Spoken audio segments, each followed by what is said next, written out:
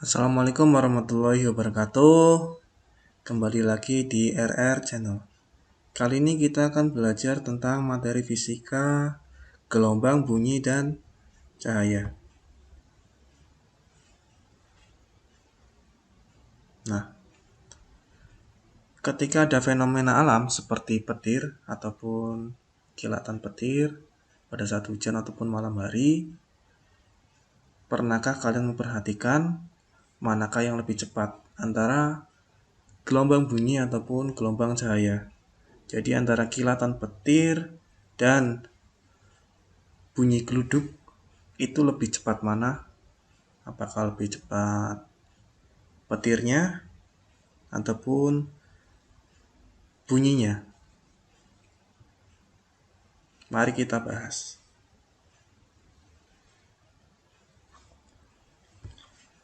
Gelombang bunyi. Untuk yang pertama kita belajar tentang sifat-sifat bunyi. Gelombang bunyi merupakan gelombang mekanik, yakni selalu membutuhkan medium perantara dalam perambatannya. Poin yang kedua adalah gelombang bunyi termasuk gelombang longitudinal. Dan klasifikasi bunyi berdasarkan frekuensi. Nah, contoh. Di sini ada jangkrik, frekuensinya itu di bawah 20 Hz ataupun kita sebut infrasonik. Lalu ada manusia, di sini frekuensinya 20 Hz hingga 20 kHz disebut audiosonik. Dan lalu kelelawar di atas 20 kHz, di sini kita sebut ultrasonik. Ini merupakan klasifikasi dari bunyi berdasarkan frekuensi.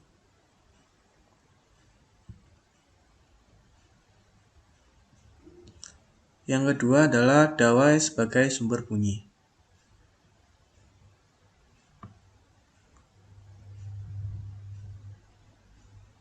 Nah, kita mencari panjang gelombang bunyi sama dengan 2L per N plus 1, di mana nilai N 0, 1, 2, yaitu bilangan yang menyatakan nada dasar. Nada atas pertama, nada atas kedua, dan seterusnya. Dan untuk frekuensi, rumusnya sama dengan V, kecepatan dibagi lambda, panjang gelombang bunyi. Di mana cepat rambat gelombang V rumusnya adalah akar FL per M.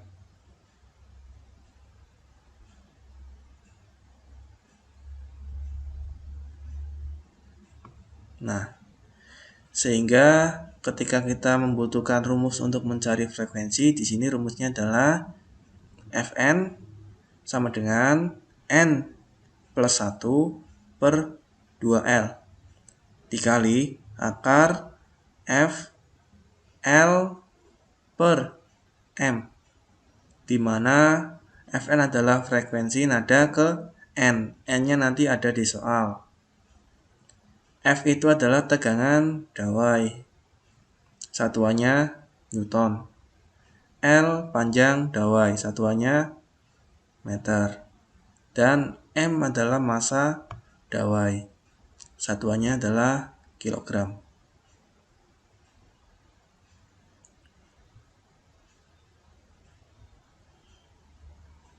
Perbandingan frekuensi setiap nada akan diperoleh F0 banding F1 banding F2 sama dengan 1 banding 2 banding 3. Sehingga di sini rumusnya ketemu Fn sama dengan N plus 1 kali F0.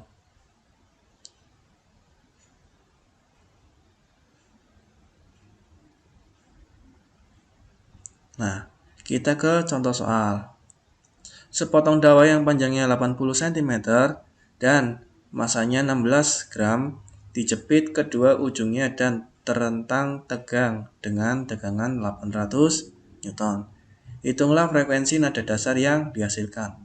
nada dasar. Ketika nada dasar itu berarti rumusnya F0 sama dengan 1/2L dikali akar FL per M. Nah, 1 nada dasar per 2 kali L. L-nya itu 0,8 meter. Sudah kita konversi dulu ke dalam meter. Lalu F-nya sama dengan tegangan 800 Newton kali L ini 0,8 per 16 gram kita konversikan menjadi kilogram karena satuannya itu harus standar internasional. Sama dengan 0,016 hingga ketemunya 125 Hz.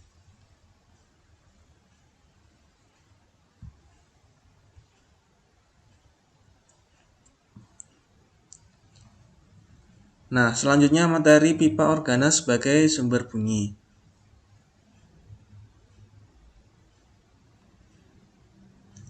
Rumusnya di sini Fn sama dengan N plus 1 dikali V dibagi 2L, di mana Fn itu adalah frekuensi nada ke N.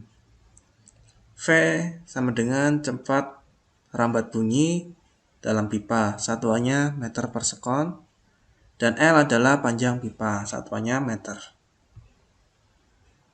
Nah, seperti ini contohnya dalam seruling. Perbandingan frekuensi setiap nada akan diperoleh F0 sama dengan 1, F1 sama dengan 2, F2 sama dengan 3. Atau Fn sama dengan N plus 1 F0.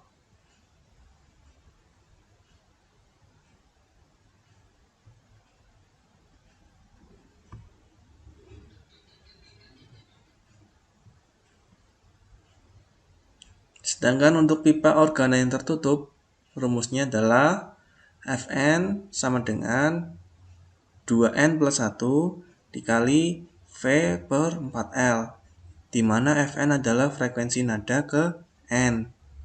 V sama dengan cepat rambat bunyi, satuannya meter per sekon. L sama dengan panjang pipa, satuannya meter. Nah, perbandingannya juga sama. Di sini perbandingannya signifikan, F0 banding F1 banding F2 sama dengan 1 banding 3 banding 5.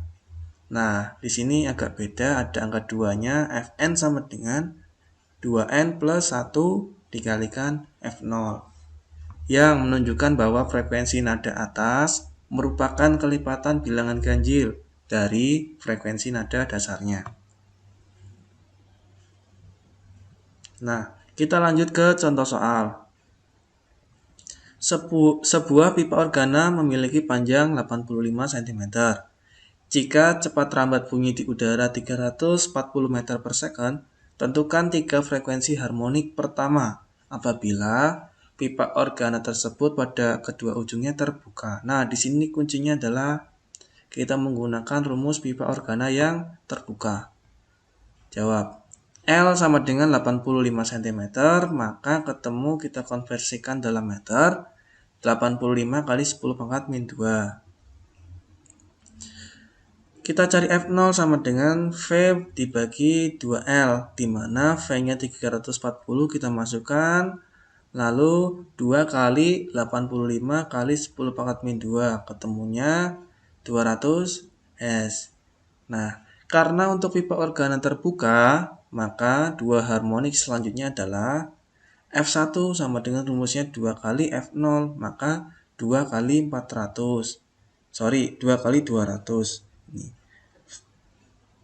Ketemunya 400. Ketika F2 sama dengan 3 kali F0, maka 3 kali 200 ketemunya 600. Kira-kira dapat dipahami? Nah, tadi kuncinya pipa organa terbuka. Ketika tertutup maka beda lagi.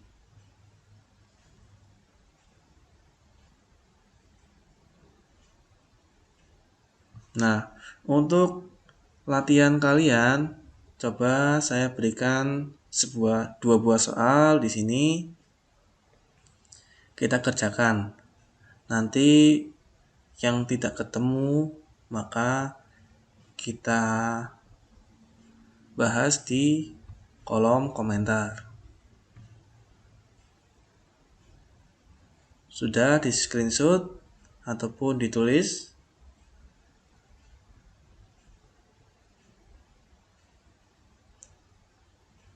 Nah, selanjutnya kita masuk ke resonansi bunyi. Resonansi adalah peristiwa bergetarnya suatu benda akibat benda lain yang bergetar. Percobaan yang dilakukan untuk menunjukkan peristiwa resonansi adalah dengan mencelupkan tabung ke dalam air secara vertikal. Nah, seperti ini ya. Mencelupkan tabung ke dalam air secara vertikal. Nah, namun di sini ada syarat terjadi resonansi. Yang pertama, pada permukaan air harus terbentuk simpul gelombang. Yang kedua, pada ujung tabung bagian atas merupakan perut gelombang. Nah, jika di sini dua syarat ini terpenuhi, maka terjadilah resonansi. Namun, jika belum terpenuhi, maka tidak terjadi resonansi. Resonansi pertama terjadi jika panjang kolom udara di atas air seperempat panjang gelombang. Resonansi kedua terjadi jika panjang kolom udara di atas air 3/4 panjang gelombang. Resonansi ketiga terjadi jika panjang kolom udara di atas air 5/4 gelombang. Peristiwa resonansi terjadi sesuai dengan getaran udara pada pipa organa tertutup. Ini ya. 1/4, 3/4, 5/4 masih kelipatan ganjil. 1, 3, 5. Agar terjadi resonansi, panjang kolom udaranya adalah Ln sama dengan 2n-1 dikali 1/4 panjang gelombang atau lambda. Ln panjang pipa, ini lambda panjang gelombang. Resonansi satuannya meter, n dapat 1, 2, 3 seterusnya. Contoh soal. Pada suatu percobaan dengan tabung resonansi, ternyata resonansi pertama didapat bila permukaan air di dalam tabung berada 20 cm dari ujung atas tabung. Hitunglah jarak permukaan air ke ujung tabung pada resonansi yang kedua. Resonansi terjadi tadi ya, ketika 1/4 lambda, 3/4 lambda, dan 5/4, atau perbandingannya 1, 3, 5. Jika L1 sama dengan 20 cm, L2 sama dengan 3L1, rumusnya. Maka 3 kali lambdanya 20, ketemunya 60 cm. Ini merupakan kelipatan dari bilangan ganjil tadi perbandingannya. Cukup mudah bukan ya? Jika ada yang ditanyakan bisa di kolom komentar.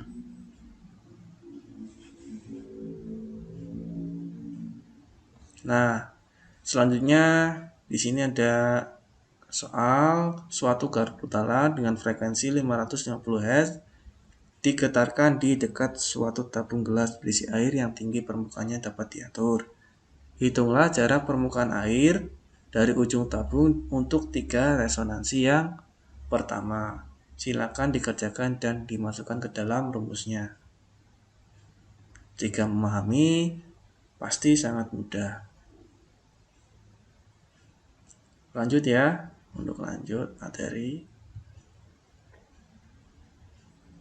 Nah, materi yang kelima di sini intensitas bunyi.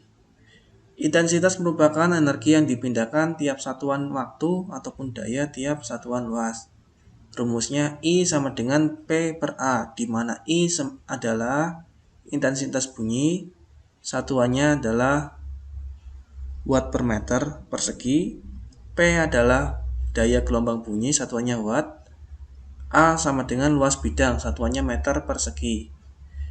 Intensitas ambang pendengaran manusia sebesar 10 pangkat min 12 watt per meter persegi. intensitas terbesar yang masih dapat didengar telinga manusia tanpa rasa sakit sebesar 1 watt per meter persegi.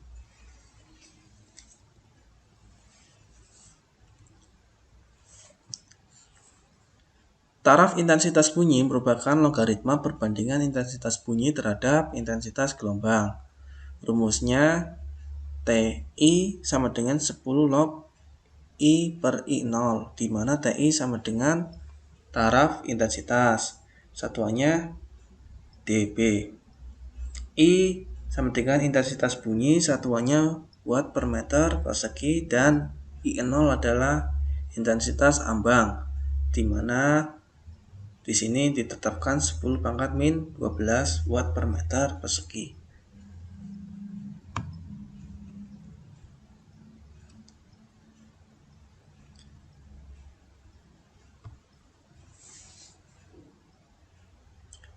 Contoh soal. Suatu gelombang gempa terasa di Malang dengan intensitas 6 kali 10⁻⁵ watt per meter persegi. Sumber gempa berasal dari suatu jarak 300 km dari Malang. Jika jarak antara Malang dan Surabaya sebesar 100 km, dan ketiga tempat itu membentuk segitiga siku-siku di Malang. Hitunglah intensitas gempa yang terasa di Surabaya. Satuannya watt per meter persegi. Nah, di sini ada Surabaya, Malang, di sini ada sumber gempa. Surabaya Malang jaraknya 100 km, Malang ke sumber gempa 300 km, lalu sumber gempa ke Surabaya jaraknya akar dari 10⁻² km. Lalu kita masukkan di sini ke dalam rumus I2 per I1 sama dengan R1 per R2 pangkat 2, di mana I2 sama dengan I1 dikalikan jarak ke 1 per jarak kedua lalu dikuadratkan. Nah, I2 sama dengan ini ya, intensitasnya 6 kali 10⁻⁵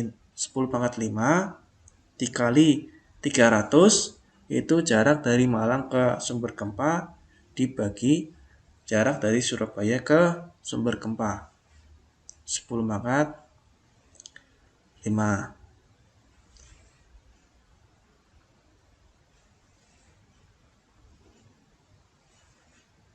Dikuadratkan, ketemunya 5,4 kali 10⁻⁵ watt per meter persegi. Sorry, ini salah tulis, harusnya 10⁻² ya. Gimana, ada pertanyaan? Jika tidak ada, kita lanjut.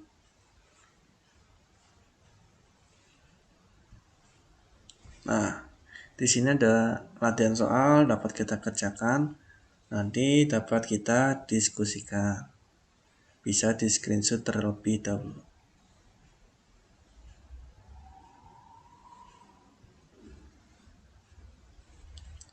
Selanjutnya adalah interferensi bunyi. Ketika dua gelombang atau lebih secara bersamaan tiba di suatu titik yang sama, maka kedua gelombang tersebut akan berinterferensi. Nah, ketika di sini ada sumber bunyi yang pertama, sumber bunyi yang kedua, dan di sini ada orang, maka orang ini mengalami interferensi bunyi.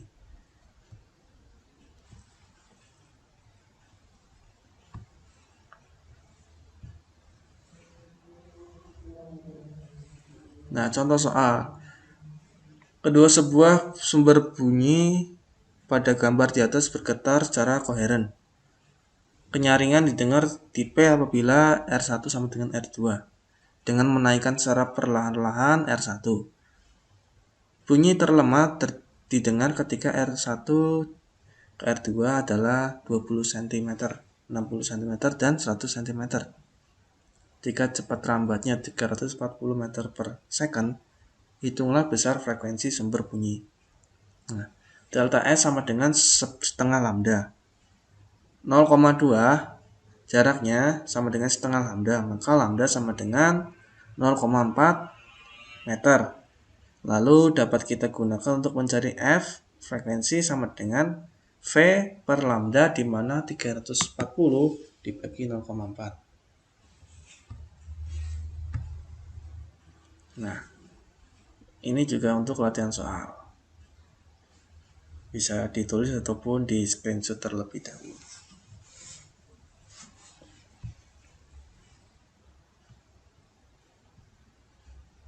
Nah, lanjut ya untuk materi yang ketujuh yaitu efek Doppler. Efek Doppler adalah sebuah peristiwa berubahnya frekuensi bunyi yang diterima oleh pendengar karena adanya perubahan jarak ataupun gerak relatif antara sumber bunyi dan pendengar. Di sini satuannya Fp sama dengan V plus min Vp per V plus min Vs dikalikan Fs.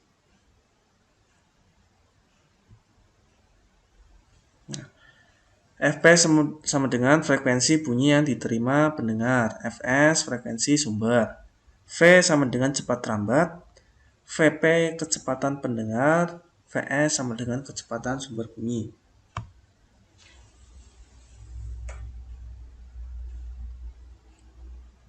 Nah, di sini nilainya positif dan negatif, artinya dikatakan relatif.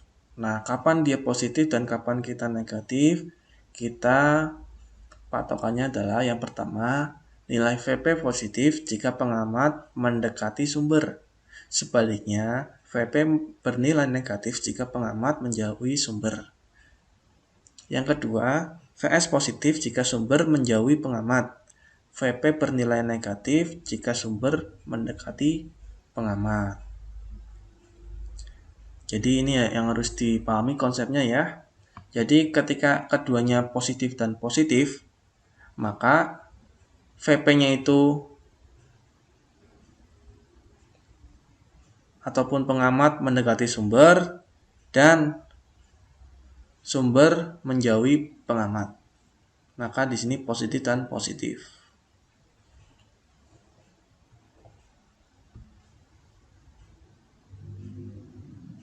Nah, di sini kita latihan soal. Silakan dikerjakan dan jika nanti ada yang kesulitan ataupun ingin tanya bisa di kolom komentar ataupun di email saya.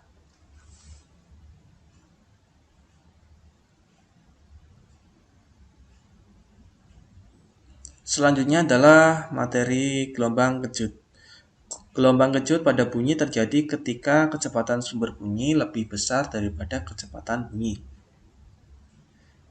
Ketika gelombang kejut yang dihasilkan sumber bunyi melewati pengamat, gelombang ini terdengar sebagai dentuman suara ataupun sonic boom. Sonic boom memiliki energi yang cukup besar sehingga dapat memecahkan gelas kaca dan kaca jendela rumah Anda. Nah, jadi gelombang kejut.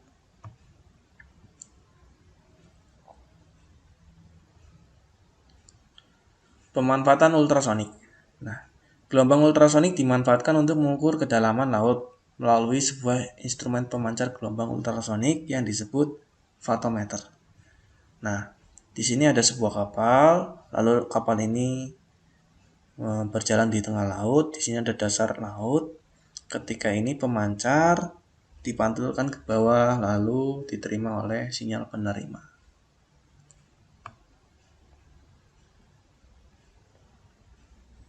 Lalu materi selanjutnya adalah cahaya sebagai gelombang. Interferensi pada celah ganda Young. Interferensi cahaya merupakan perpaduan antara dua gelombang cahaya. Nah, di sini Y1 ada cahaya Y2, maka dipadukan Y1 plus Y2 seperti ini. Gelombangnya bentuknya longitudinal ya.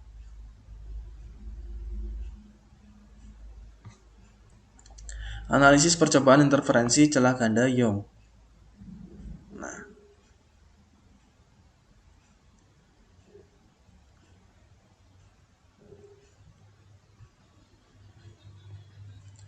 syarat interferensi maksimum ataupun pita terang adalah ketika dua gelombang yang bersuperposisi memiliki fase yang sama. Dua gelombang memiliki fase yang sama jika beda lintasannya merupakan kelipatan bilangan cacah dari panjang gelombang. Delta S sama dengan M kali lambda. D sin theta sama dengan M kali lambda, di mana M 0,1, 2, 3, dan seterusnya. Nah, lalu untuk yang minimum, interferensi minimum pita gelap adalah ketika dua gelombang yang superposisi memiliki fase yang berlawanan. Dua gelombang memiliki fase yang berlawanan jika beda lintasannya merupakan kelipatan bilangan ganjil dari setengah panjang gelombang. D sin theta sama dengan M kurangi setengah dikalikan lambda. M bisa 1, 2, 3, dan seterusnya.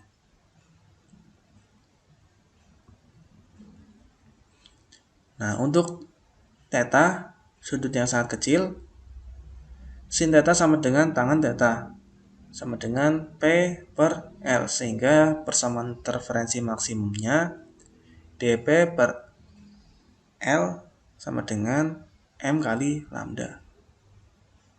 Untuk minimumnya dP per L dikalikan M kurangi setengah kali lambda. D merupakan jarak antar celah, satuannya meter. P jarak titik pusat interferensi ke garis terang A. Dan L jarak celah ke layar. O ke A ya.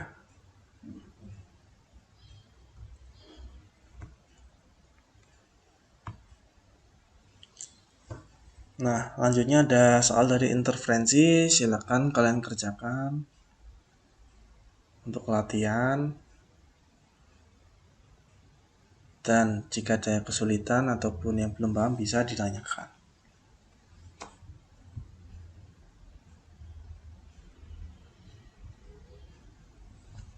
Selanjutnya adalah materi interferensi oleh lapisan tipis. Pada gelembung sabun ataupun lapisan minyak di atas air, ketika terkena sinar matahari akan tampak cahayanya berwarna-warni. Pada kasus ini, warna cahaya yang terlihat merupakan hasil interferensi konstruktif antara cahaya yang dipantulkan oleh kedua permukaan lapisan tipis. Difraksi oleh celah tunggal. Difraksi ataupun lenturan cahaya terjadi ketika berkas cahaya melewati celah sempit ataupun penghalang. Nah, pola gelap ataupun minimum pada layar akibat difraksi celah tunggal. Nih. D sin theta sama dengan M kali lambda ataupun panjang gelombang. Dan ketika maksimum, D sin theta sama dengan M min setengah kali lambda. D jarak antar celah, nih ya, celah 1 dan celah 2 ini. Lambda panjang gelombang, satuannya M. M sama dengan order difraksi, M bisa 1, 2, 3, dan seterusnya.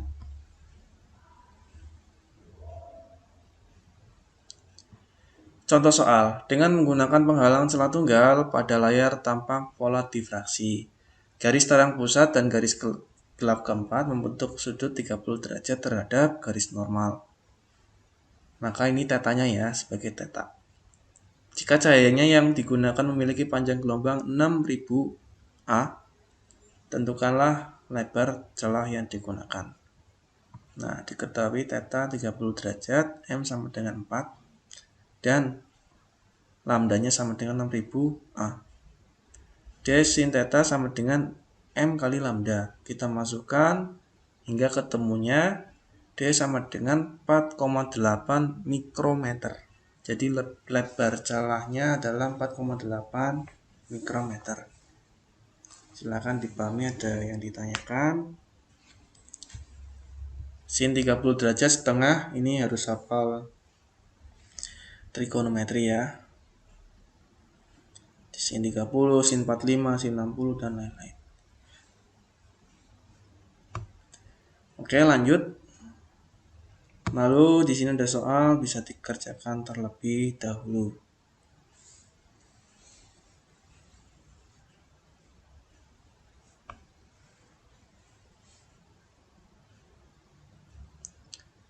Selanjutnya adalah materi difraksi oleh kisi. Kisi adalah sejumlah cahaya sempit, sejajar, dan terpisah dengan jarak yang sama. Jika pada sebuah kisi setiap daerah selebar 1 cm terdapat N 2000 celah, jumlahnya ini ya. Artinya kisi terdiri atas 2000 celah per cm. Dengan demikian, jarak antar celah sama dengan tatapan kisi yaitu D sama dengan 1/N, di mana 1/2000 cm sama dengan 5 kali 10 pangkat min 4 cm.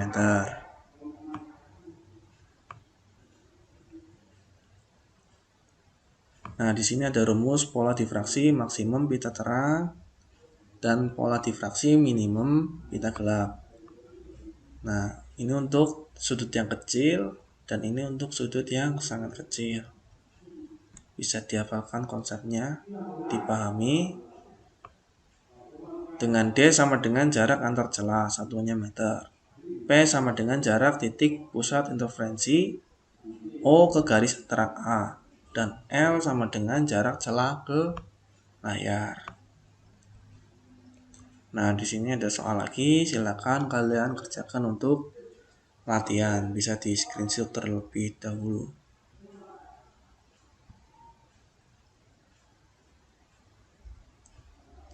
Yang kelima adalah polarisasi cahaya. Polarisasi adalah peristiwa terserapnya sebagian ataupun seluruh arah getar gelombang. Gejala polarisasi hanya terjadi pada gelombang transversal. Nah, seperti ini gelombang terpolarisasi. Jadi masuk ketika ada celah sempit. Polarisasi karena pemantulan dan pembiasan. Nah, di sini ada sinar datang, sini mantul, maka sinar pantulnya ke sini dan sinar biasnya itu ke sini. Sinar datang sebagian akan dipantulkan dan sebagian akan dibiaskan. Nah, ketika sinar pantul membentuk sudut 90 derajat terhadap sinar bias, maka sinar pantul terpolarisasi linear. Nah, ini membentuk 90 derajat. Sudut datang yang menghasilkan sinar pantul terpolarisasi disebut sudut polarisasi ataupun sudut Brewster ataupun IP. Nah, ini IP-nya. Ini IP-nya.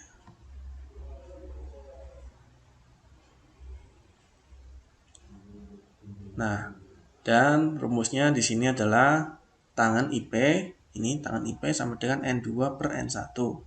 N2 per N1, di mana IP sama dengan sudut polarisasi.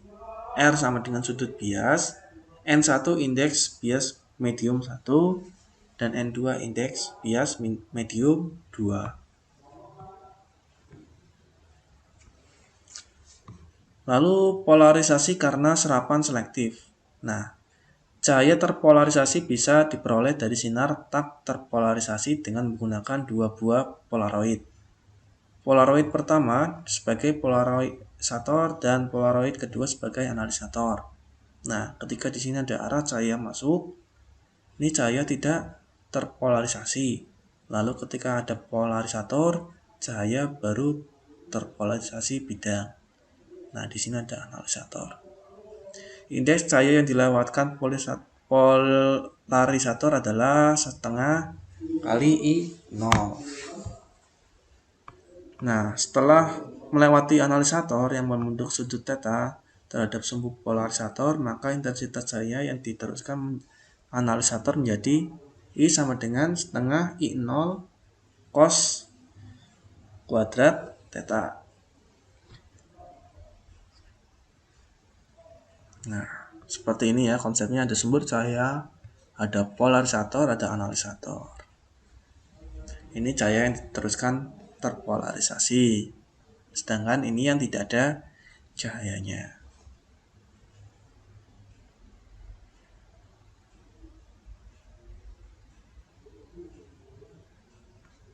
Nah,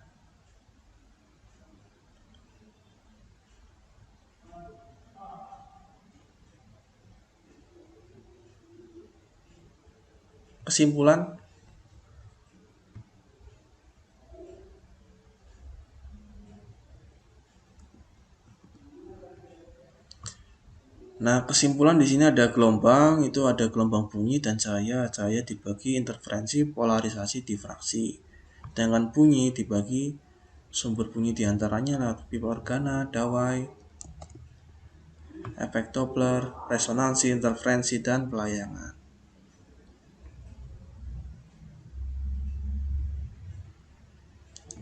Nah, kuisnya bisa di screenshot ya untuk latihan.